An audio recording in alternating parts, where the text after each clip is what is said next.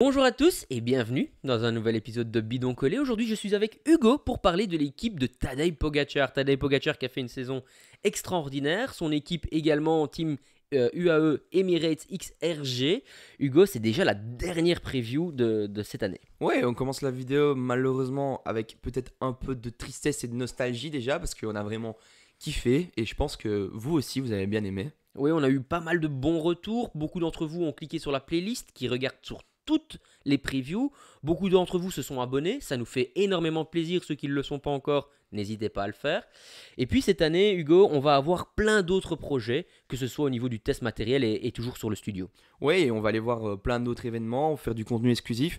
Donc franchement, n'hésitez pas à vous abonner, on ne le dit plus et on va continuer avec la vidéo. On commence par la note. Ouais, c'est ça. Puis on va avoir les transferts de l'intersaison, hein, sortant, entrant. Cette fois-ci, on va se poser deux grosses questions. C'est quand même assez important pour nous.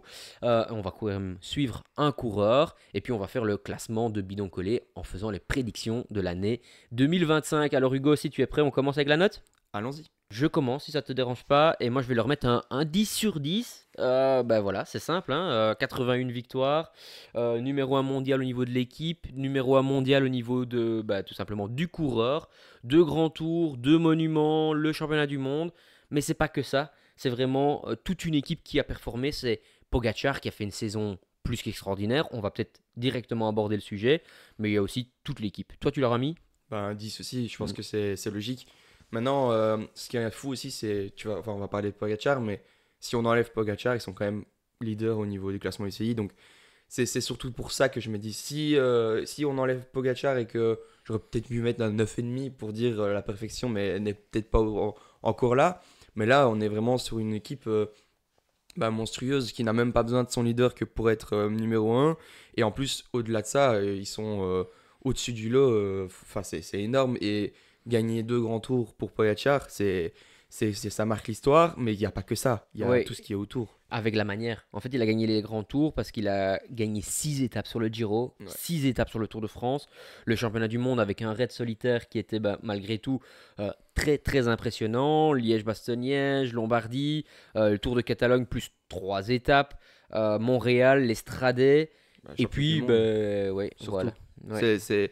Enfin, en fait, c'est surtout se dire. On va peut-être voir l'année prochaine un leader du Tour de France avec un maillot de champion du monde. Enfin, c'est quelque chose qui va marquer l'esprit aussi. Et puis, Lombardie, Liège, on en a fait, tu l'as dit, Ouais. c'est quand même exceptionnel. Je sais pas, même l'Estradé, comment la manière dont il a gagné l'Estradé Bianche, c'est impressionnant. Je pense qu'on peut tout simplement s'avouer vaincu sur la suprématie du coureur et de l'équipe. Est-ce que tu as déjà vu une domination pareille? Ah bah personnellement moi non, en tout cas c'est sûr depuis que je regarde le vélo c'est pas arrivé une seule fois. Maintenant enfin Peut-être nos grands-parents. ouais voilà c'est ça, je pense que il y a eu des moments dans l'histoire du vélo où il y a eu des dominations comme ça et moi j'espère quand même que cette domination va un peu, je suis très content de la vivre, de pouvoir la voir et je pourrais raconter ça à mes enfants et à mes petits-enfants plus tard. Mais c'est surtout, j'espère que ça va pas durer trop, enfin pas durer si, mais qu'il y ait quand même des rivaux qui vont arriver pour À son essayer niveau. Ouais. de le concurrencer. Ouais. Et c'est surtout ça que j'espère pour le cyclisme en tout cas. Ouais. Faut savoir aussi que c'est la première fois qu'on a rechangé un peu le modèle des points UCI, mais jamais dans l'histoire quelqu'un a eu autant de points UCI que Ouais. lui, même s'il faut, comme je le répète, hein, mettre en perspective qu'il n'y a pas longtemps qu'on a autant de points UCI. Maintenant, voilà, ça reste quand même une belle chose.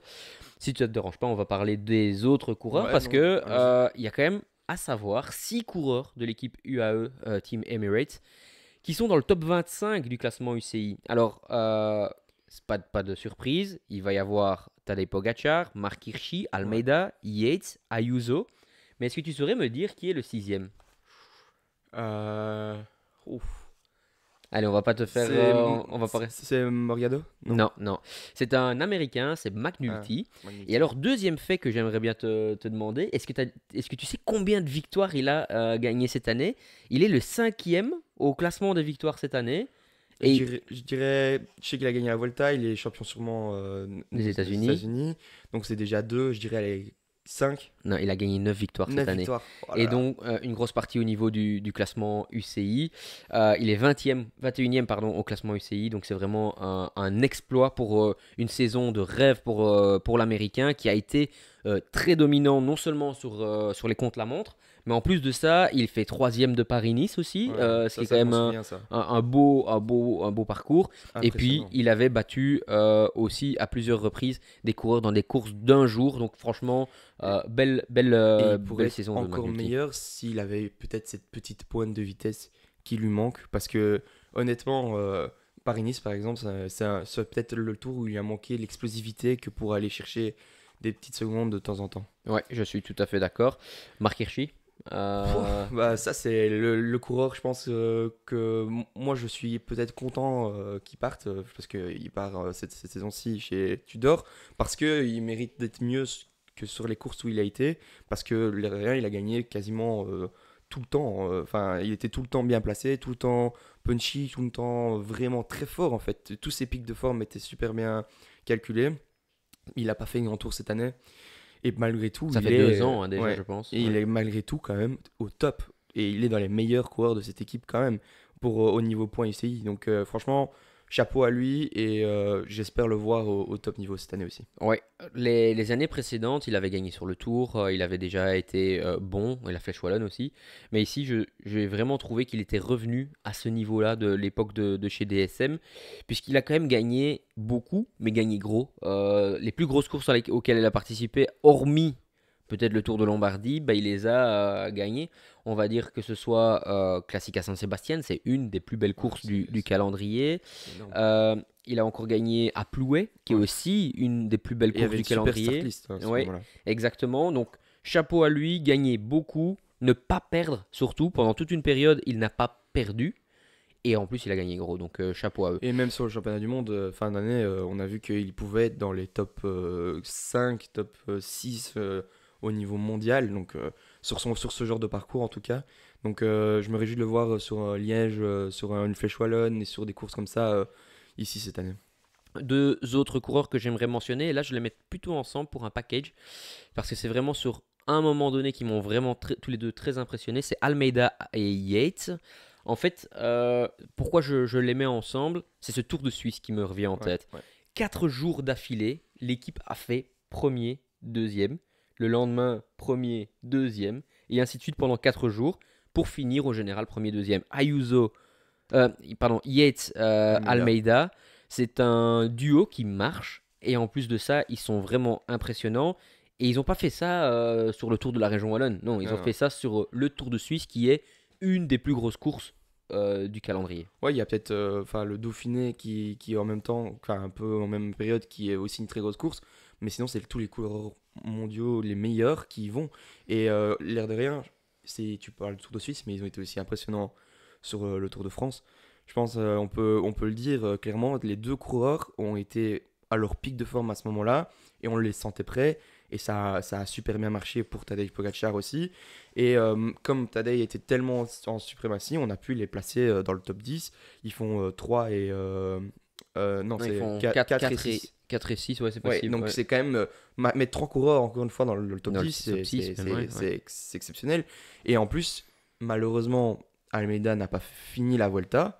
Mais je suis persuadé que s'il a pas ces petits problèmes sur ce tour-là, il fait aussi encore un super classement. On a vu Yates faire une super Vuelta aussi. Enfin, je pense... Ouais, avec des hauts et des bas, mais en effet, quand on a ce pic de forme au Tour ouais. de France, c'est compliqué pour beaucoup de prolonger. Pour d'autres, il y en a certains qui arrivent, d'autres qui n'y arrivent pas. Et ben, voilà, on peut comprendre, hein, c'est tout à fait logique. Maintenant, j'aimerais quand même revenir sur Almeida. Tu sais que c'est un coureur qui me tient à cœur pour plusieurs raisons. Premièrement, bah, par rapport à la ville de Caldas de Reina, pardon. Mais c'est surtout sa manière de courir. Il faut savoir que c'est un coureur qui à chaque fois commence tard à se mettre en route, qui a du mal. Il a gagné chez les jeunes Liège-Bastogne-Liège Espoir, et c'est là que moi je l'avais vraiment découvert. Mais il avait toujours ce rouleau compresseur. Et cette année, pour la première fois, sur le Tour de France, j'ai pas senti cette difficulté à commencer doucement, cette difficulté à être dans les derniers, puis revenir au fur et à mesure. je la sens toujours comme l'année passée, là, il y a 2 ans au Giro. Mais en tout cas, sur le Tour de France, j'ai pas senti ça. Et il a fait un travail plus qu'exceptionnel pour Tadej Pogacar. Non, c'est sûr. Et puis en plus, je trouve, comme tu dis, ça se ressent moins le fait qu'il a du mal à démarrer. Mais c'est peut-être parce il est encore passé à cap. Et c'est pour ça que j'ai envie de le voir une fois leader de cette équipe sur un des grands tours.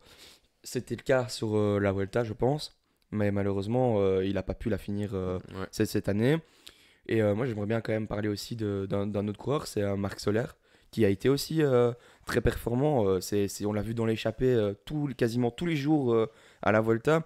Ça montre qu'il a encore un moteur et qu'il a encore envie d'en découdre. Donc moi, c'est encore ce genre de coureur, c'est encore très beau à voir. Il y a aussi Jevine, qui était dans le même registre, qui a un peu moins de chance malheureusement. Ouais. Mais le dernier coureur que je voulais mentionner, c'était Sivakov, Ouais. qui, encore une fois, on savait qu'il était fort, mais est-ce qu'on savait qu'il était fort à ce point-là? Ouais. Ça, je pense pas. En fait, j'avais dit lors de la preview l'année passée que c'était une erreur, ou en tout cas que Ineos avait bien fait à la limite de le laisser partir, puisque ce n'était pas le cours qui allait tirer l'équipe vers le haut. Et ici, il m'a prouvé vraiment tort. Il a été très fort physiquement, mais en plus tactiquement. Par exemple, au championnat du monde, s'il se retrouve à ce moment-là quand Pogacar passe, c'est parce que tactiquement, il avait anticipé, il avait senti le bon coup. Je trouve que dans les courses comme par exemple le Tour de Lombardie, il s'est mis dans le rouge, mais pas trop, parce qu'il a pu encore accompagner, il a pu vraiment jouer sa carte par la suite. Euh, voilà, c'est un coureur que j'admire. Et j'aimerais, avant de te relancer sur Sivakov, revenir sur Soler. Je trouve que Soler, c'est le coureur parfait pour l'équipe. Mhm. Et l'équipe est parfaite pour Soler. Parce que quand il était chez Movistar, il avait trop de responsabilités. Et alors, malheureusement, on sait que c'est un coureur qui est un peu irrégulier, spécial dans sa manière de courir, Tactiquement spécial. tactiquement. Et ici, il a cette liberté. Et quand il est dans un effectif avec un haut temps de stars, il peut briller. Et puis, c'est un coureur qui, s'il faut rouler pour l'équipe, c'est bien de le faire rouler parce qu'il est très fort. Il a un coffre énorme et il peut être c'est un mec qui roule toujours en fait. Et s'il fait des erreurs quand il a l'opportunité d'aller en échapper, etc., on lui en veut pas. Parce que justement, on sait qu'il fait son boulot derrière s'il faut. Et donc, tu as raison, je pense que c'est parfait au niveau choix. Et pour moi, je rebondis avec Sivakov, mais c'est pareil aussi. C'est peut-être Sivakov a allez, peut-être plus de Sens un sens tactique. tactique, Ouais. mais au niveau du fait qu'il est peut-être pas le plus fort dans la course, mais il arrive à pouvoir en bénéficier grâce à son équipe. Et quand il y a une opportunité, je pense que lui, il sera là pour la prendre. Ouais, je te rejoins tout à fait. Et tu as parlé de Jay Vine, juste un petit mot. Cette chute qui a gâché sa saison a fait que sur la fin de saison, il était quand même très très frais, Ouais. très très fort, surtout sur les chronos. Donc, point de général pour toute l'équipe, les chronos ont été vraiment très très bien gérés pour eux. J'aimerais quand même féliciter tous les coureurs qui ont supporté ça pendant cette année. J'ai mis pas mal de noms, mais les frères Oliveira, Covi, Ouais. Novak, Groschartner, Baroncini, Machka, qui était là aussi sur le Tour d'Italie. Et puis, il y a un coureur que l'on n'a pas mentionné, mais qui, chaque année, c'est une valeur sûre, c'est Diego Ulissi Ouais. aussi. Et on va en parler un peu plus tard dans les coureurs qui vont partir, mais c'est un coureur qui, au début de l'année, à quelques points près, on sait ce qu'il va nous apporter. À une victoire près, on sait le nombre de résultats Ouais. qu'il va apporter. Et donc, chapeau à lui. Et voilà. Peut-être Finn Fischerback, un bon début de saison et puis un peu décevant sur le reste de l'année. Ouais, mais je pense qu'il n'a pas eu malheureusement les opportunités pour non plus. L'air de rien, cette équipe, il y a beaucoup de monde qui veut prendre sa place, qui veut avoir sa place, pardon. Donc, je pense on peut passer aussi au côté classique maintenant. Ouais, et donc Wellens, Polit, Bjerg, c'est tous des coureurs qui ont aussi besoin d'exister, qui n'ont pas forcément toujours leur place sur tout. Cette année, on va en parler dans un instant, mais avec Pogacar qui va venir aussi, Mhm. est-ce qu'ils vont pouvoir encore continuer? Mais en tout cas, Polit, deuxième de l'Opmloop, Wellens, Polit, Bjerg, aussi dans le top 10 des classiques. On fait exprès de ne pas parler des jeunes qui vont Ouais. arriver dans un instant parce qu'on va en parler un peu plus tard. Ouais, et puis aussi, il y a toutes ces performances sur les classiques, mais ils ont été très performants sur le Tour de France aussi. Polite, personnellement, moi, il m'a impressionné. comment on peut se dire qu'un mec c'était le plus lourd à un moment donné dans la montagne et on avait l'impression que ça passait très bien et qu'il n'y avait pas de souci. Honnêtement, chapeau parce que même, franchement, c'est lui qui m'a impressionné le plus cette année Ouais. entre Boulens et Polite sur les grands tours comme ça. Ouais. On y va sur les jeunes alors, du coup. Ouais. Il y a 4 jeunes qui sont passés avec Arietta aussi, mais il y en a vraiment 3 qui ont retenu notre attention. C'est Yann Christen, Isaac Del Toro et Morgado. Alors tous les 3 ont gagné 3 fois. Tous les 3 ont fait une très belle saison. Yann Christen est bientôt à 1000 points UCI. Del Toro a gagné en World Tour, 4ème de Tirreno Adriatico, 7ème du Pays Basque. Morgado, 5ème de son premier monument en faisant du Tour des Flandres. Je ne sais pas si c'est son premier monument, mais en tout cas du Tour des Flandres. 2ème du Ouais. Samin. Lequel de ces 3 coureurs t'a le plus impressionné? Je dis, pour moi, ils ont fait une saison tous les 3 exceptionnelle. Je ne veux pas les mettre dans un rang de qui est meilleur, mais quel est le moment le plus marquant pour toi de la saison? Bah en fait, moi je pense qu'ils m'ont impressionné tous un peu à des moments différents et c'est ça qui a été bien géré, je pense, de l'équipe. C'est qu'on les a pas mis tous les trois sur une même course et que on vous dit débrouillez-vous. Voilà. Del Toro a très bien commencé sa saison avec le Tour de Under qui gagne une étape. Il porte le maillot de leader, je pense. Morgado a été très performant sur le Samin et sur le Tour des Flandres je pense que c'est le truc qui m'a impressionné le plus de cette saison. Mais après, il y a Yann Christen qui a été chez les Espoirs aussi au championnat du monde Espoir très très performant. Il a été impressionnant, mais pas que. Toute sa saison est quand même vachement bonne. Donc moi, je me dis Morgado, le Tour des Flandres, que ça a été vraiment le plus impressionnant parce qu'à cet âge-là, faire ce résultat-là, c'est quand même surtout vu les conditions qu'il y avait sur cette course-là. On parle quand même d'une course où les gens sont passés à pied dans une côte parce que ça glissait trop. Donc ça montre le courage et le jusqu'au boutisme. L'envie, ouais. Donc franchement, moi c'est ça qui m'a impressionné le plus. Je te retourne la question. Ouais, moi j'ai vraiment bien aimé. Alors moi, Del Toro, ça a été pour moi le coureur que je n'attendais pas à ce niveau-là. Morgado, on le suit depuis un petit temps, encore une fois pour la même raison, avec le Portugal pour moi. Et donc du coup, c'est un coureur qu'on a vu évoluer, qui a été toujours présent dans les championnats. Et là, je m'attendais à ce qu'il soit fort, mais pas 5ème du Tour des Flandres. Ça, c'est Ouais. sûr. Surtout que quand on voit le déroulement de la course, il revient de derrière, il revient avec toute son équipe. Il est dans une des meilleures équipes au monde, et il doit rouler un peu. Et malgré tout, il est quand même là dans le final.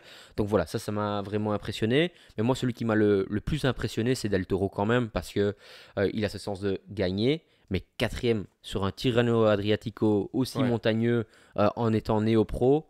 Bah voilà, moi ça c'est vraiment quelque chose, un exploit. Et c'est quand même la preuve que Il est très sur le complet, hein. moyen terme, sur les courses d'une semaine déjà, il faudra s'attendre à ce qu'il soit un challenger. Et déjà cette année, peut-être sur un grand tour pour aller un peu aider ou en tout cas aller chercher des étapes. Mais je pense comme je disais, il est vraiment complet parce qu'il a aussi une pointe de vitesse qui n'est au niveau quand il accélère, on se rend compte que c'est quand même pas facile de prendre sa roue. Et ça, c'est bien pour quelqu'un pour gagner des courses. Je pense que c'est très important. Ouais.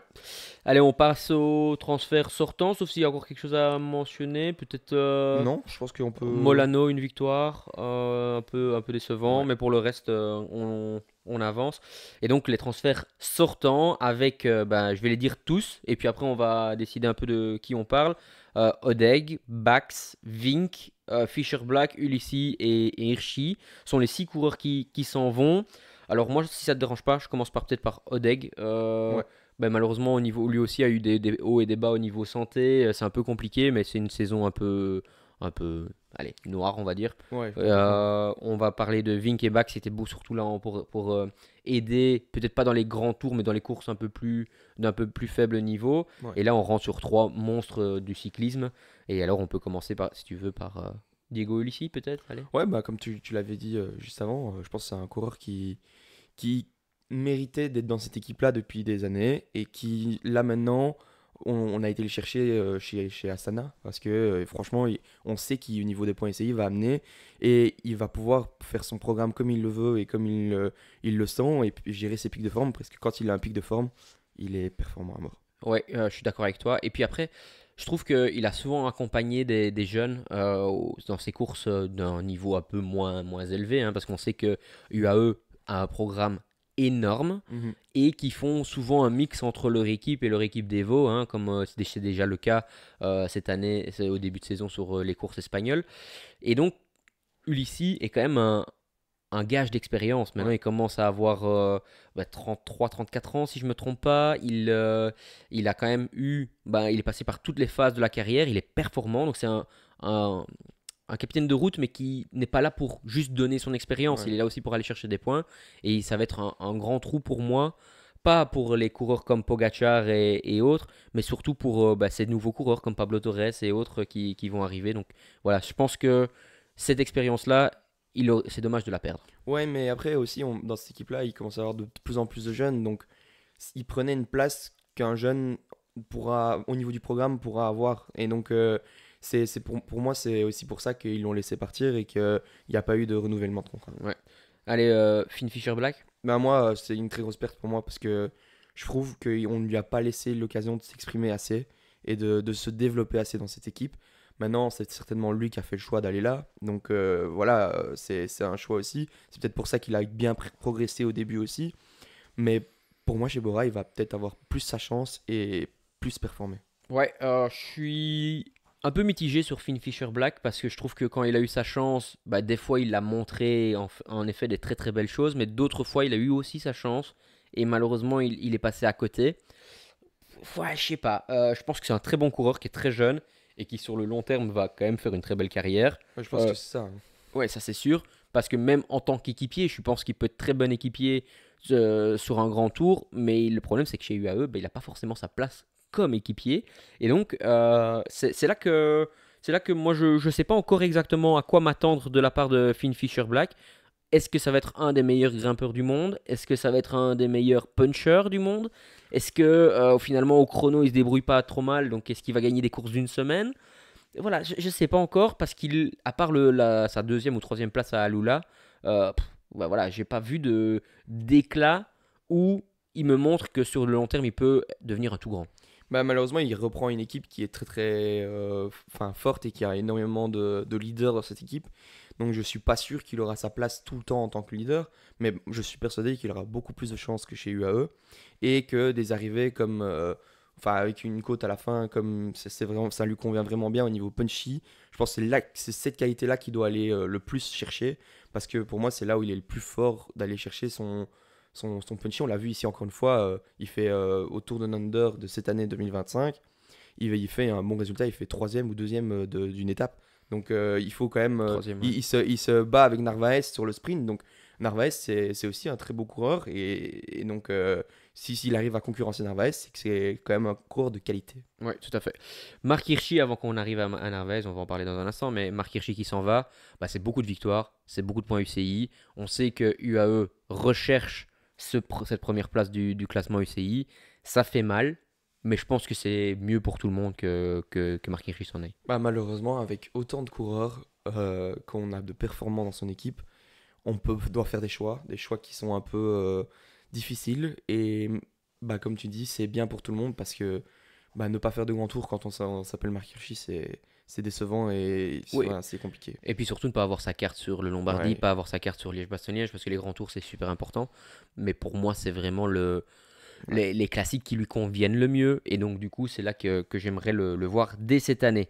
Des coureurs pour remplacer tout ça. Et si ça ne te dérange pas, on commence par les transferts entrants. Alors, même chose, hein, je vais tous les citer. Ergots, Johansen, Narvaez, Vermeer, Pablo Torres. Par qui tu veux commencer? Commençons peut-être par Pablo Torres. Ouais. Je pense que c'est celui qui était le plus sûr de passer dans cette équipe-là parce que il était dans l'équipe Espoir. Il fait très belle saison Espoir. Maintenant, il gagne le Tour de l'Avenir. Non, une étape sur le Tour d'avenir. Il gagne C'est Blackmore qui gagne le Tour Blackmore, d'avenir. ouais, il fait deuxième alors au Ouais. Tour de l'Avenir, pardon. Mais je trouve qu'il y a eu quand même vachement un gros pic de forme à ce moment-là. Il fait deuxième aussi, je pense, de Giro d'Italia Espoir. Mais personnellement, sur les courses où il a pu participer avec les professionnels, là j'ai encore un petit goût de trop peu. Parce qu'il y a beaucoup de DNF, il y a beaucoup il y a peu de performance en fait. Ouais. Je te rejoins sur plein de choses. C'est un talent extraordinaire. Apparemment, selon les statistiques et les estimations, ça a été sur le Tour de l'Avenir une des plus grosses performances pour un coureur espoir sur 20, sur 30, sur 40 minutes au niveau des watts par kilo. C'est vraiment exceptionnel. Et il a pu lâcher tout le monde, ce Ouais. qui est rare au niveau du Tour de l'Avenir d'avoir un écart comme ça sur une étape de montagne. Battu par Blackmore qui a quand même plus d'expérience, qui avait fait une saison beaucoup plus régulière que lui, en effet. Maintenant, dans ses courses au niveau des professionnels, il a souvent eu un rôle d'équipier, puisque son rôle était d'aider des coureurs comme Christian Ouais. Morgado, Del Toro. Donc voilà, je pense que c'est un peu explicable, même si en effet, il va falloir qu'il s'étoffe et qu'il passe à un autre rythme. Mais, Et j'espère qu'il va quand même faire encore quelques courses espoir cette année. mais ce qui m'inquiète en fait, c'est que les autres qui sont 1 an ou 2 ans plus que lui, ils attendent pas en fait. Donc on a vu Del Toro directement performant, on a vu Morgado directement performant, on a vu Christian directement performant. Pour moi, Pablo Torres est un peu plus jeune et on peut pas attendre d'être aussi performant la première année, mais il aura la pression malheureusement très vite. Ouais, Et donc il faut que ce soit, il faut qu'il suive le rythme quoi. C'est ça que je veux dire. ouais. Après, il a quand même, si tu regardes Morgado, Christen et Del Toro, bah, l'année passée, enfin, en 2023, ils n'ont pas fait de gros résultats chez les pros non plus. Mais non Et non. donc, du coup, c'est là que tu te dis, bah, il y a quand même un palier Ah entre les oui oui, espoirs. non non, je Et dis pas. entre 18 et 19 ans, il y a déjà un monde d'écart.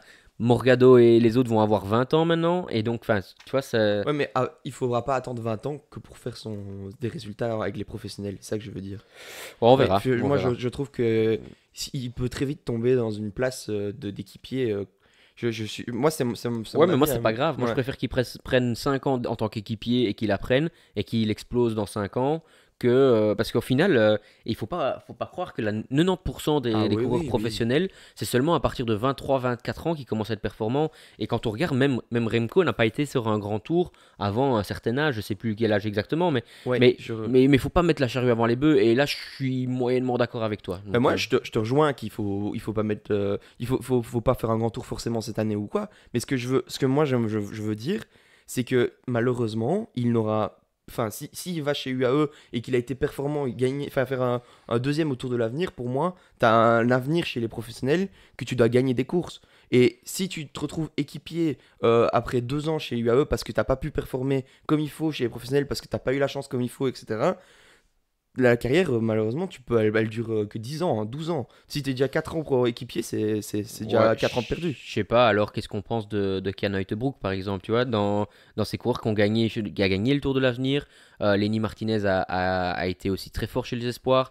Tous ces coureurs-là, ben, au final, on s'attend à ce qu'ils performent, mais il y a un processus Mais ils ont d'apprentissage. tous performé la première année. Ouais, mais à un moment donné, aujourd'hui, Ken Uijtdebroek, on lui a dit, attention, maintenant, tu vas pas faire de Ouais, mais grands il a tours cette année. performé la première année, donc on lui laisse une chance parce qu'il a performé. S'il n'avait pas performé, qu'il n'avait pas fait une bonne Volta, est-ce qu'il aurait pu avoir sa chance qu'il a maintenant? Je ne pense pas. Ouais, enfin, je suis pas trop, je te rejoins pas trop. Mais voilà, Ok. moi je trouve que il faut qu'il progresse et qu'il apprenne, peu importe comment ça se passe. Et même si c'est dans un rôle d'équipier pendant 2 ans, c'est pas grave. Voilà, moi ça Oui, non, mais oui, ok, ouais, ouais. c'est mon point de vue. Il y a deux Belges qui arrivent, Ergots et Florian Vermeersch. Florian Vermeer va venir renforcer la partie flandrienne, va revenir un peu aussi peut-être faire un grand tour en tant qu'équipier. Rune Regots, c'est plutôt la machine à rouler. Moi, je trouve que c'est un peu dommage pour Florent Vermeer. Je trouve ça un peu. Ben, malheureusement, j'espérais le voir aller dans un endroit où il aura vraiment sa carte à jouer. Ici, je suis pas sûr qu'il aura sa carte à chaque fois, voire quasi jamais, parce que ben, même sur les Flandriennes, bon, on le dit, Tadej Pogacar revient, mais il y a Narvaez aussi qui est là. Il y a des coureurs comme Politz, Tim Wellens. C'est quand même des coureurs qui ont un palmarès aussi, des performances. Et je le vois pas être au-dessus de ces coureurs-là. Ouais, bah, je te rejoins tout à fait. Pour moi, j'aurais préféré le voir continuer chez Lotto, et Ouais. plus Destiny. Mais malheureusement, bah, voilà, c'est une question aussi d'argent, de performance. Je pense qu'il va progresser dans une structure qui est bah, reconnue maintenant, hein, l'équipe UAE. Maintenant, en effet, ce rôle d'équipier, il en faut. Mais malheureusement, je pense qu'il a un talent plus plus. Et être la cinquième ou sixième roue, c'est un peu dommage. par rapport à Eregot, Ouais. bah lui par contre je trouve que c'est le meilleur choix possible parce que c'est le meilleur rôle qui va lui convenir avec une chance de temps à autre et être capable de rouler en tête de peloton pendant des heures. Bah, lui, il a clairement, enfin, c'est clairement ce qu'il sait faire et donc on se réjouit de le voir sur des belles courses qu'il n'aurait peut-être pas eu l'occasion d'aller s'il avait été dans une équipe autre comme il était chez Monty. Ouais. Narvaez, qui a déjà prouvé Ouais, que c'était le bon choix. Puncher, Flandrien, équipier, le seul qui a battu Pogacar, donc enfin ouais. un des seuls qui a battu le Pogacar. Mais s'il bat Pogacar, c'est quand même qu'il a un talent fou. Ouais, et puis c'est arrivé au Giro de la première étape était vraiment impressionnant. Et on a vu qu'il était à bloc toujours derrière Pogacar, mais il a tenu et on l'a vu, enfin même au sprint, il a une pointe de vitesse impressionnante sur des sprints pas massifs, mais à grand groupe, on va dire. Eh ben, il arrive quand même à faire des petites placettes, même sur le Giro, sur certains sprints, il a été faire 3 4 enfin, Ouais, je te rejoins. je trouve vraiment bien de l'avoir recruté pour cette équipe-là. Il convient super bien. Et pour moi, il aura un rôle vraiment clé pour que ce soit Milan-San Remo, que ce soit les Flandriennes ou tout ce qui va accompagner au niveau punchy Pogacar. Ouais, et puis il va remplacer aussi sur pas mal de courses Mark Hirschi Ouais. et ça peut compenser au niveau des points UCI puisque quand on gagne le Tour d'un Lander comme il a déjà fait, l'air de rien, ça peut amener énormément de points.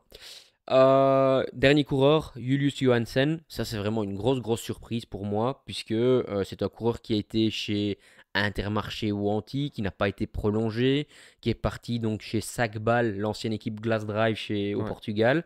Et puis voilà, de Glass Drive Sagbal, et le revoilà maintenant au niveau du World Tour.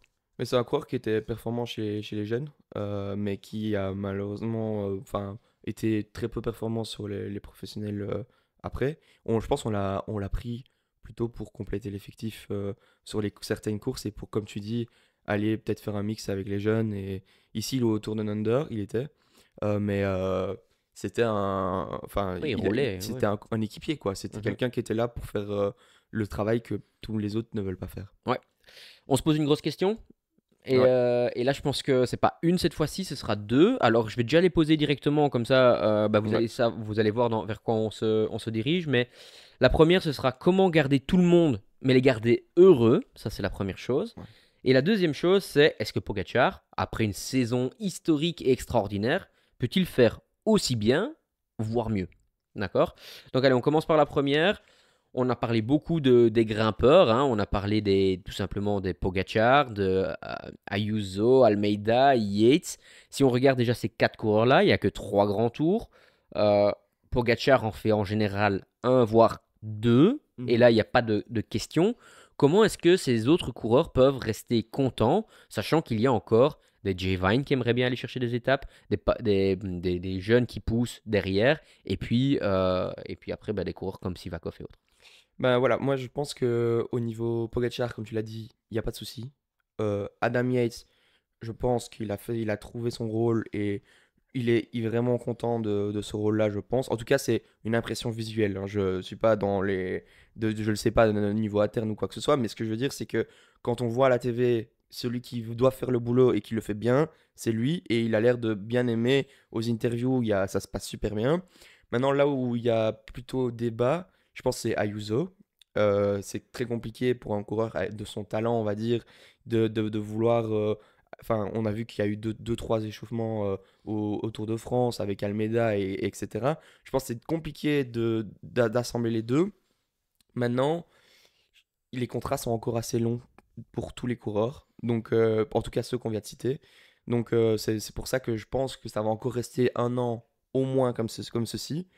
Après, dans un an, si Ayuso n'a toujours pas pu avoir sa carte quand il le voulait vraiment et qu'il est vraiment performant, bah ça va être compliqué de le garder. Almeida, pour l'instant, ça se passe bien, mais à voir si ça va continuer comme ça, parce que s'il va faire troisième l'année prochaine du Tour de France derrière Pogacar et Vingegaard et qu'il arrive à battre Remco Evenepoel, il a peut-être l'envie d'aller dans une autre équipe qui peut le mettre dans des dispositions d'aller se rapprocher des deux meilleurs. Donc moi je pense que c'est plutôt sur ces deux coureurs-là qu'il faut se poser la question. Ouais, en effet. Ayuso, cette année, bah, il a eu le droit d'avoir le leadership sur le Tour d'Italie. Il Mhm. va l'avoir avec Adam Yates. Donc, ils vont être ensemble. Et alors, Almeida sera, lui, sur le Tour de France et sur la Vuelta. Sur la Vuelta, j'ai aucun doute que Pogacar va vouloir gagner, ou en tout cas va y aller, parce que c'est le seul grand tour qui lui manque. Et donc, Almeida bah, devra malgré tout bah, être au support de Pogacar, puisqu'il y aura Vingegaard. Et donc, c'est un duel qui va être à couteau tiré. Ouais. Maintenant, où moi j'ai encore un peu plus de doutes, c'est tous ces coureurs-là, bah, faut qu'ils s'entendent, oui, ok, mais ils sont les numéros 2. Donc que ce soit Ouais. Ayuso, Almeida ou Yates, sur la majorité des courses, ils sont numéro 2 derrière Pogacar ou ils sont leaders, en gros, allez, la grosse louche. Ça arrive souvent qu'il soit leader à deux. À 2, ouais. Ouais. Mais ils sont dans la carte pour jouer la gagne. Moi, où je vais avoir un peu plus de problèmes, c'est des coureurs qui sont comme Sivakov, qui sont comme Gevine et qui sont comme, par exemple, les jeunes qui arrivent, Morgado et ainsi de Ouais. suite. Mais là, c'est un peu plus compliqué parce que sur les grands monuments, bah, Pogacar sera là. Donc, du coup, pas de carte à jouer. Et sur les courses d'un niveau un peu plus faible, bah, souvent, il va y avoir un Almeida, il va y avoir un Ayuso et autres. La seule chance, c'est que Morgado il joue les Flandriennes. Cette année, bah, il va être barré par Pogacar. Mais est-ce qu'il est plus fort qu'un Wellens? Est-ce qu'il est plus fort qu'un Polit? Est-ce qu'ils sont compatibles ensemble? Est-ce qu'il va avoir autant de liberté? Je pense que oui. Maintenant, Qu'il soit plus fort qu'un Wellens et qu'un Polit. pas plus fort, mais qu'il aura autant de liberté. Ah Ça, ouais, oui. ok. Et donc, je pense qu'ils doivent avoir une structure de. C'est mieux de mettre un coureur comme Johansen ou comme Ergots en tête de peloton le plus longtemps possible. Et puis laisser tous une carte libre. Ce qui peut amener des tensions si c'est pas bien expliqué. Mais malgré tout, ces coureurs-là, s'ils n'ont pas pendant la saison à un moment donné leur chance, ça va être très très compliqué. Bah, je pense que Morgado, malheureusement, ben, si tu lui barres le Tour des Flandres 2 ans d'affilée et que tu lui barres le 3 2 ans d'affilée et toutes ces Flandriennes comme ça, je pense qu'à un moment donné, bah, en plus sur les grands tours, ce sera pas le numéro un au niveau place, on ne le placera pas en numéro un dans les équipes de grands tours. Donc ça va être compliqué. Donc c'est pour ça que ça aussi, je pense, il faut vraiment que ce soit très bien géré. Mais les contrats, encore une fois, sont signés dans 2 ou 3 ans. Donc on a encore le temps de voir venir et de faire plaisir à beaucoup de monde. Malheureusement, je pense que ça va être compliqué de garder tout le monde, que ce soit les Christen, les Del Toro, il y a d'autres coureurs qui vont arriver derrière et on peut pas avoir que des leaders dans une équipe. Et je pense que chaque année, il va y avoir des coureurs qui vont partir. Et le premier qui sera pour moi à partir, je reste quand même persuadé, ce sera un Ayuso qui va aller chercher une équipe comme par exemple Movistar ou quelque chose comme ça qui vont pouvoir l'aider à aller chercher, ou même Petit Ineos, hein, je sais pas, mais Ouais, pour moi, c'est c'est ce Ineos genre serait de un bon. coureur. Ouais, Ineos serait pas mal. Donc c'est le genre de coureur qui pourrait l'année prochaine avoir une Tom Pitcock ou une Van Gils qu'on a eu cette année, je pense. Ouais. Après, faut se rappeler quand même que Ayuso a déjà prouvé pas Ouais, mal, alors qu'il n'est pas beaucoup plus vieux que des Christen et que ouais, des Del Toro, hein. Il est 1 ou 2 ans maximum plus vieux. 2 ans, je pense. Et donc, voilà. Mais c'est surtout les coureurs comme Christen et Del Toro, Pablo Torres, Arrieta et ce genre de coureurs qui sont bah, malheureusement barrés sur la majorité des grosses courses. Et donc, j'espère que bah, ici sur le Giro, normalement Del Toro va faire le Giro également avec Yates, avec Ayuso. Bah, et pour moi, il doit être aussi joué et essayer d'aller jouer dans le top 10. Mais comment est-ce qu'il va le faire lui-même? Ça va être Ouais. un peu compliqué. Mais Mais bon, en tout cas, c'est une belle question parce que je pense que même eux se posent la question. Par contre, même s'il y a eu des petits problèmes avec Ayuso, est-ce que tu n'es pas d'accord que l'équipe semble avoir une très très bonne culture, une très bon esprit d'équipe? bah, je trouve qu'ils arrivent à super bien gérer ça au mieux. On a juste vu peut-être sur le Tour de France, mais je pense aussi que c'est une course qui te fait monter un peu à la tête de se dire le Tour de France, je me sens bien, il reste 20 coureurs et je dois me sacrifier alors qu'il y a 3 coureurs encore de l'équipe. Ça fait un peu. Enfin, je trouve que c'est. Je comprends, en fait, c'est ça, je comprends. Maintenant, je pense que sur le reste des courses, les rôles sont tellement bien établis et tout se passe super bien que on a du mal à y croire. Mais Mark Hirschi, pour moi, je pense qu'il part à cause de. Enfin, c'est le fait d'avoir eu peut-être une discussion un peu échauffée entre le staff et lui, qui voulait peut-être faire une course qu'il n'a pas pu, et etc., qui fait il est parti. Parce que quand on voit une performance comme il a fait cette saison-ci, je comprends pas pourquoi on ne voudrait pas le garder comme Ouais, ça. Maintenant, il a peut-être signé avant aussi, hein, ouais, bien mais sûr. Ouais, ouais, tout à fait. Euh, La bonne ambiance vient surtout de gagner. Le ouais, gagner, quand tu appelles Tadej Pogacar, tu es le recordman de victoire, tu es numéro 1 UCI et tu as gagné sur toutes les courses sur lesquelles tu as participé. Avec une saison pareille, je te repose la deuxième question. Est-ce qu'il, pour toi, il arrivera à faire aussi bien et comment surtout? alors, je pense qu'il n'arrivera pas à faire aussi bien que ce qu'il a fait cette année, parce que même au niveau des nombres d'étapes qu'il a gagné sur les deux grands tours, ça reste stratosphérique et incompréhensible, on va dire.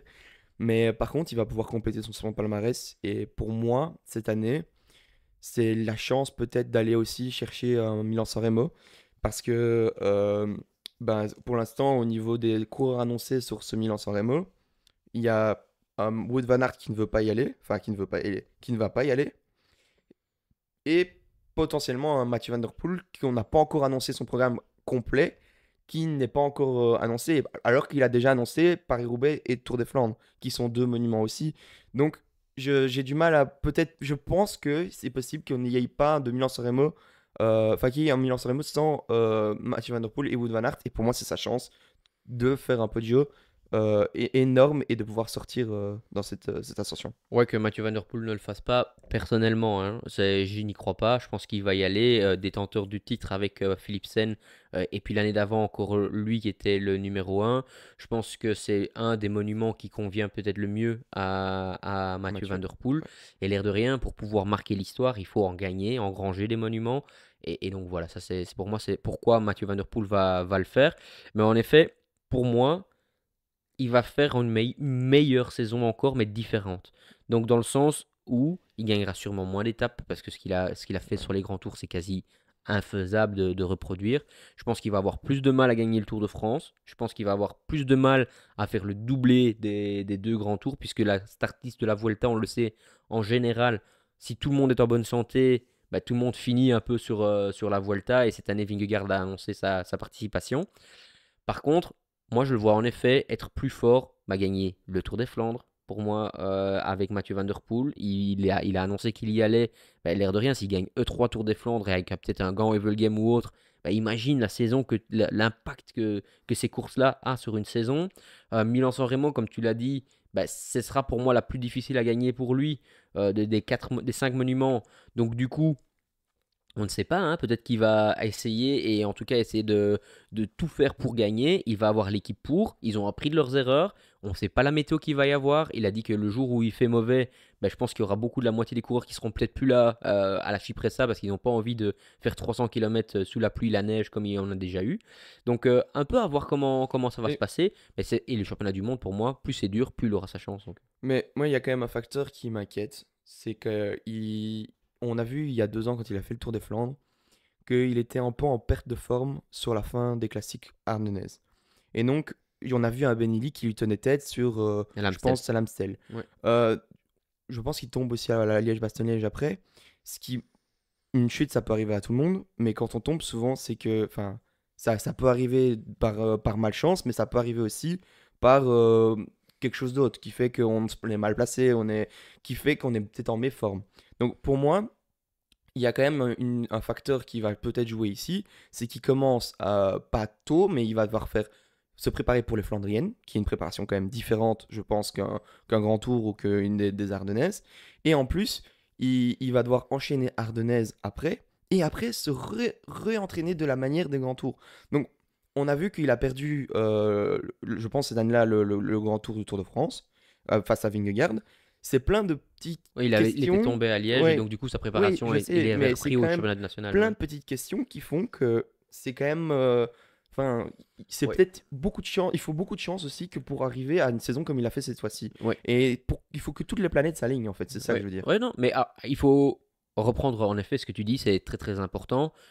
Cette année, il n'a pas eu un pépin, presque pas de pépin, on va le dire, durant toute sa Ouais. saison. Juste au Ça, Giro, il est au tombé une Giro, fois ouais, exact. à l'arrêt. Voilà. Mais par contre, pour enchaîner une saison comme il l'a fait cette année, il faut une chose, c'est qu'il soit en bonne santé et qu'il n'ait pas de problème, euh, une crevaison à 5 km de l'arrivée ou ce genre de choses, parce que ça, c'est très important.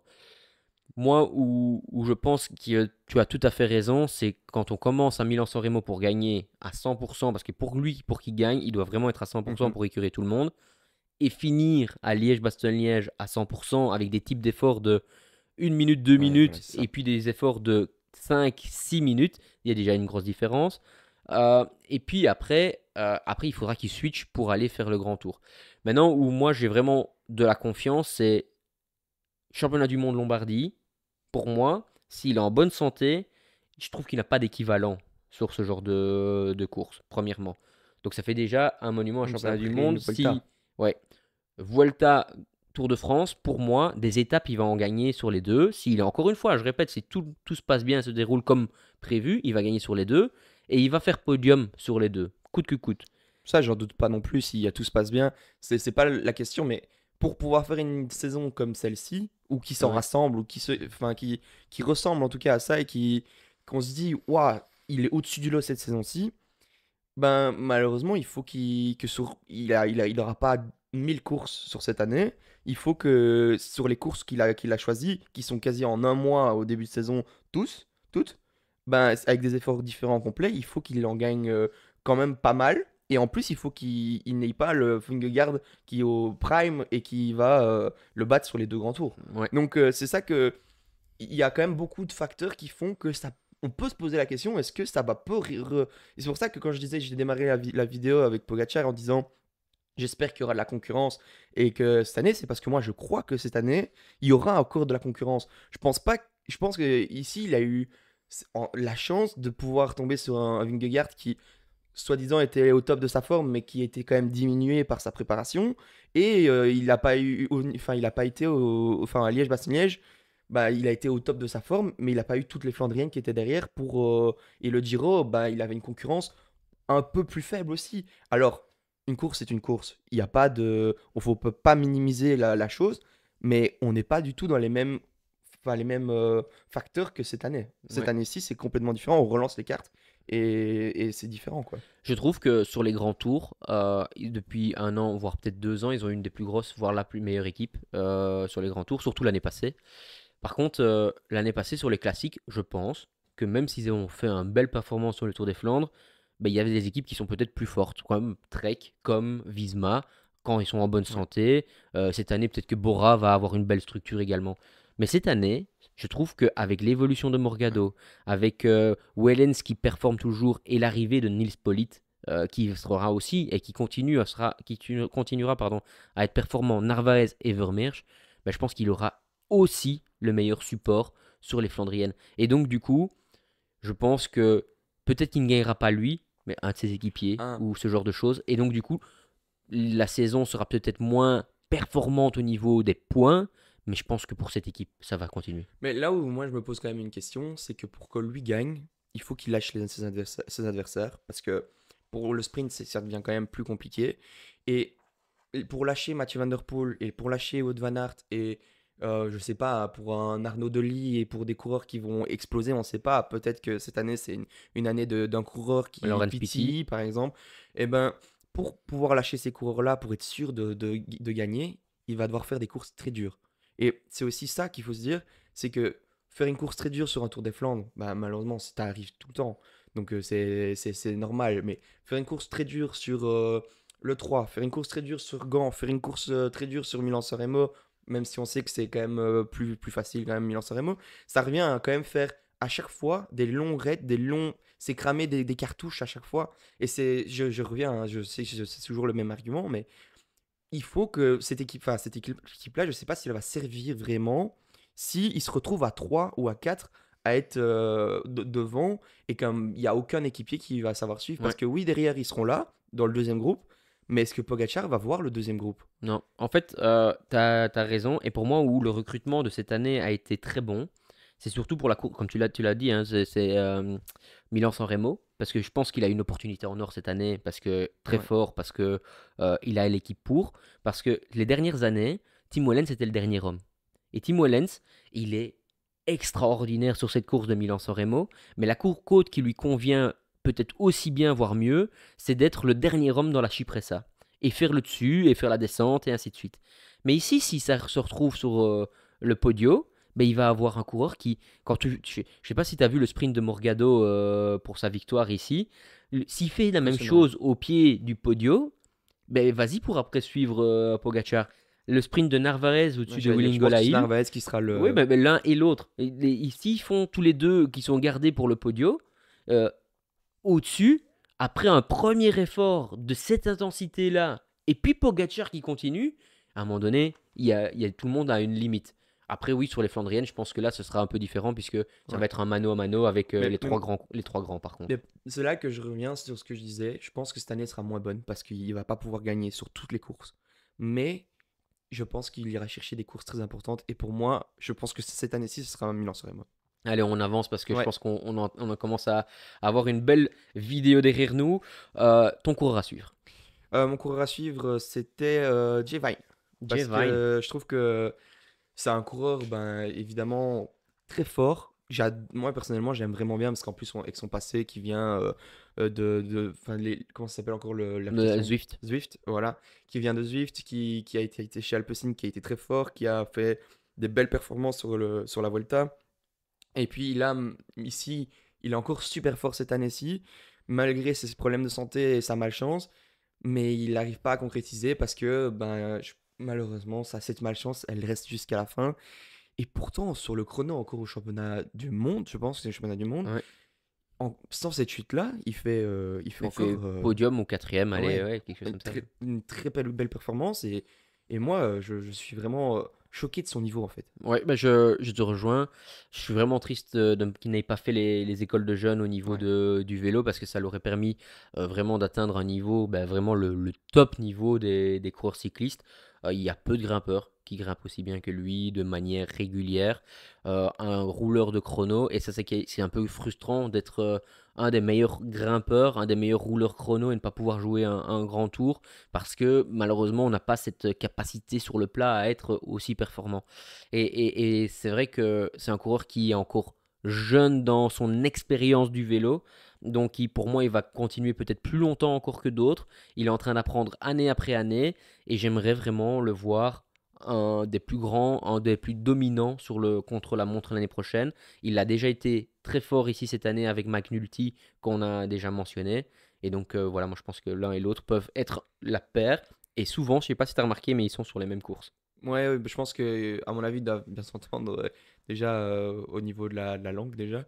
Mais pas que, je pense, ils ont, enfin, Jevine, ce que j'aime bien dans son rôle, c'est d'aller chercher des petites étapes comme ça, comme il a voulu le faire à la Vuelta. Franchement, avec Soler, c'est des coureurs que moi, quand ils sont pas assez forts que pour aller chercher un classement général, et qu'au niveau des étapes, bah moi, je respecte vraiment fort ça, de pouvoir aller au punchy et aller tous les jours, aller dans les échappées, etc. Bah moi, franchement, je préfère 100 fois un coureur qui fait ça qu'un coureur qui fait top 10 d'un général. Donc, franchement, chapeau. Et c'est pour ça que je voudrais que cette saison-ci, je vais le suivre parce que j'aimerais bien que cette saison-ci soit un peu plus de résultats pour lui. Ouais, je te comprends tout à fait. Je continue avec mon coureur à suivre. Et là, c'est un coureur qu'on n'a quasi pas mentionné aujourd'hui, juste pour dire que sa saison était un peu décevante. C'est Juan Sebastián Molano, le coureur colombien. Pourquoi je le choisis? Alors, c'est vraiment pas le coureur le plus flashy, c'est Ouais, vraiment pas le je coureur suis le plus surpris. connu. J'aurais pu prendre Morgado, qui est un de mes coureurs préférés, que j'ai encore vu il y a pas longtemps. Franchement, il a vionné, enfin, soit, c'est pas grave. Mais, et puis, voilà, pourquoi Molano? Un, c'est un sprinter. Pour moi, c'est hyper important d'avoir un sprinter dans une équipe. UAE veut, et c'est clair et net comme objectif, être la meilleure équipe de la saison et peut-être pourquoi pas une des meilleures équipes de tous les temps. Pour ça, aujourd'hui, ils ont perdu Mark Hirschi, ils ont perdu Diego Ulissi, c'est énormément de points UCI. Et les équipes autres, comme Bora, comme Visma et Trek et ainsi de suite, ils ont tous un sprinter ou des sprinters qui leur rapportent énormément de points sur tout le circuit belge, français et toutes ces courses-là. Mats Pedersen, il collecte des points sur tous les sprints, Jonathan Milan également. Et ici, UAE, s'ils veulent continuer à viser ce premier titre de meilleur coureur, meilleure équipe, etc., ils vont devoir aussi prendre des points sur d'autres courses qui ne sont peut-être pas les plus grandes courses. Tour de Pologne, ben moi je vois bien Molano gagner des étapes. UAE Tour, il a déjà dans le passé gagné des étapes. Ici, je comprends déjà pas pourquoi il n'a pas été autour d'un under, parce qu'au final, l'équipe était faite pour pouvoir le faire. Et donc, dans toutes ces courses-là, je comprends pas pourquoi Molano, qui a déjà gagné sur la Volta, qui avait déjà gagné. Il faut savoir qu'en 2023, il a 5 victoires, dont 3 UCI, 3 World Tour. C'est quand même dommage que cette année, ben, il est passé à une victoire sur la Crow Race, qui est quand Ouais. même pas non plus la plus grosse des courses. Et donc voilà, c'est la frustration que j'ai, c'est que il ne profite pas de ce calendrier alternatif comme un Bauhaus ou comme des coureurs. Pour moi, Bauhaus et Ouais. Molano sont du même niveau, hein. Bah pour moi, Baos et Molano sont du même niveau aussi, mais je pense que Baos a plus ce petit rôle de...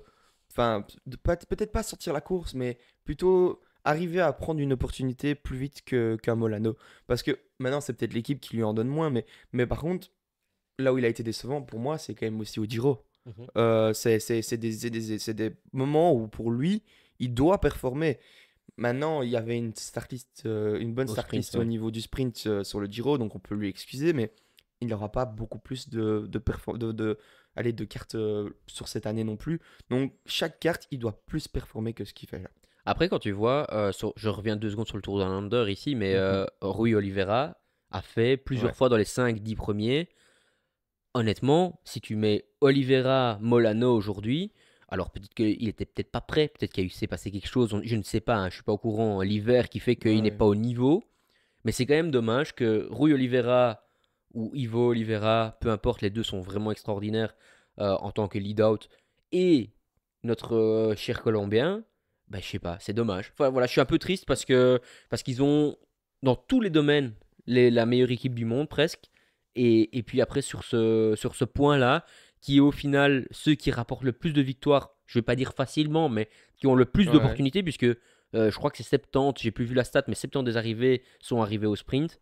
Bah, 70% des arrivées au sprint, c'est dommage de ne pas avoir un Mais non, c'est coureur sûr. qui Mais peut maintenant, là dominer où je là-dessus. pense qu'il n'a pas été au Tour Down Under, c'est peut-être aussi parce qu'on laisse la place à des jeunes, encore une fois. Pablo Torres y était à ce Tour Down Under. Et on a besoin d'hommes pour Narvaez, qui pour moi, je pense, Narvaez, c'était un de ses objectifs Des débuts de saison. de début de saison pour lui. Là, lui, il aura peut-être plus sa carte pendant... Enfin, peut-être encore une fois avant le début de saison ici en Belgique. Mais après, il aura Équipier. plus Ouais. sa carte. Donc c'est un coureur qui a peut-être plus de... Enfin, on a peut-être plus besoin de lui plus tard, et donc on lui fait plaisir au début de saison. Ouais, je te rejoins tout à fait. Hugo, on passe Ouais, au classement de bidon allons-y. collé. Bah, classement de bidon collé, là c'est vraiment à l'unanimité, on les a mis premiers. Maintenant, j'ai quand même une question. Est-ce que tu penses qu'une des autres équipes peut les chatouiller? Je dis pas les battre, hein, parce qu'on Non, on non, est d'accord, là mais on les est bien. chatouiller. Chatouillé non plus, mais je pense que il y a des points il y aura beaucoup moins de points que l'année dernière. Je pense parce que, bah, comme j'ai dit, déjà Pogacar, c'est déjà énormément de points, et pour moi, il peut pas faire autant. Et en plus, on va perdre un Mark Hirschi qui prend beaucoup de points. Enfin, je pense, même on a dit Lucie aussi. Enfin, je pense qu'il y a quand même plein de petits trucs qui vont faire que ça va être une année un peu plus faible. Peut-être qu'il y aura même, je le souhaite pas du tout, mais un peu de malchance, parce que ça peut rentrer en jeu aussi. Mais Visma, pour moi, ils peuvent pas faire pire au niveau malchance que l'année dernière, et donc ils vont se rapprocher. Je pense que ça va s'équilibrer. Maintenant, ce sera pas comme ça, ce sera plutôt quand même une grosse différence.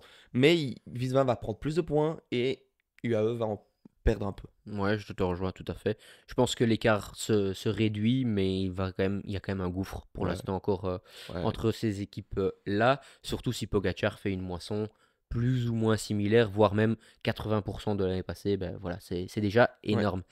Hugo, je te remercie énormément pour toute cette série preview. C'est avec presque les larmes aux yeux que on Ouais. arrête, hein. On se réjouit déjà d'être l'année prochaine. Merci à toi, merci à vous de nous avoir suivis. C'était vraiment pour nous énormément de travail, mais c'est avec énormément de plaisir qu'on a fait ça. N'oubliez pas de vous abonner, que ce soit sur YouTube, mais également sur les autres plateformes. On a Instagram, TikTok, Ouais. et puis après, on vous attend mardi 17h pour un bidon collé chaud toutes les semaines. Donc n'hésitez pas à nous suivre. Merci beaucoup. À la prochaine.